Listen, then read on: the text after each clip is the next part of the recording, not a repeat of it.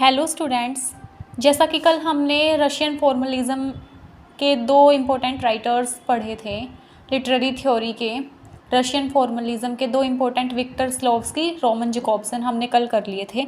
आज हम करते हैं मिखेल एम बैक्टीन। ठीक है, ये हमारे बहुत इंपॉर्टेंट फिगर माने जाते हैं रशियन फॉर्मलिज्म के, और ये हमारे जाने जाते हैं रेडिकल फिलॉसफी के लिए जाने जाते हैं। अब इनके इम्पोर्टेंट वर्क आ जाते हैं। सबसे पहला वर्क है इनका प्रॉब्लम ऑफ दोस्तोयेव्स्की पोएटिक्स। जो प्रॉब्लम ऑफ दोस्तोयेव्स्की पोएटिक्स है, ये कई बार पूछा जाता है किसका वर्क है और कौन से टाइम पे लिखा गया है। 1929 में हमारा। इस ऐसे में वो दो कॉन्सेप्ट देते हैं, पॉलीफोनी का कॉन्सेप्ट, हेट्रोग्लेसिया का वैसे डिस्कोर्स इन द नॉवल में भी वो देते हैं, लेकिन इससे हमारा पॉलीफोनी जुड़ा है। याद रखना, प्रॉब्लम वाले में पॉलीफोनी। ठीक है, पॉलीफोनी क्या होता है? Multiple voice emerged into single perspective, each voice has its on perspective on validity. क्या कहता है कि जब मल्टीपल वॉइस, बहुत सारी आवाज़, बहुत सारी वॉइस हैं, जब वो मर्ज होकर एक सिंगल पर्सपेक्टिव बना देती हैं, एक सिंगल मीनिंग बना देती हैं, उसको हम क्या बोलते हैं? पॉलीफोनी। और हर वॉइस का अपना एक पर्सपेक्टिव, अपनी वैलिडिटी होती है।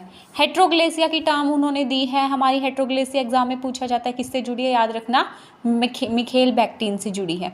तो हेट्रोग्लोसिया का हेट्रो मतलब होता है मल्टीपल, डिफरेंट, और ग्लोसिया मतलब लिस्ट ऑफ वर्ड्स, मतलब मल्टीपल लिस्ट ऑफ वर्ड्स को हम हेट्रोग्लोसिया बोलते हैं। अब सेकंड वर्क इनका आता है इन द डायलॉग इमेजिनेशन 1981 में। इसमें क्या बोलते हैं वो? डायलॉग की थ्योरी उन्होंने इसमें दी। बोला कि ऑल नॉवल हैं वो टिपिकली डायलॉग की फॉर्म में होते हैं। हर नॉवल का अपना एक डाइवर्सिटी ऑफ स्टाइल है, अपनी एक वॉइस है। फिर इनका आता है रेबिलियस एंड हिज वर्ल्ड, जो 1965 में आता है। ये भी बहुत इंपॉर्टेंट वर्क है। इसका टाइम पीरियड भी और ये वर्क भी कि मिखेल बैक्टीन का ही हमें याद रखना है। इसमें क्या कहते हैं? वो आइडिया देते हैं कार्निवल का और कार्निवल्स्क्यू का, कि सोशल ऑर्डर को सबवर्ट करने की वो बात बोल रहे हैं। और हेट्रोग्लेसिया की टर्म हमें कौन से? डिस्कोर्स इन द नॉवल 1934 वाले एसेज में देखने को मिलती है। अब हमारे आ जाते हैं बोरिस इचहैनबम। बोरिस इचहैनबम थे, ये भी हमारे बहुत इंपॉर्टेंट रशियन फॉर्मलिज्म के मेंबर थे। और रशियन फॉर्मलिस्ट ग्रुप था ना जो हमारा सेकंड वाला, याद है ना? मैंने कल बताया था आपको, ओपोज, जिसका हमारा सेकंड नेम है the study of poetic language के मेंबर थे ये।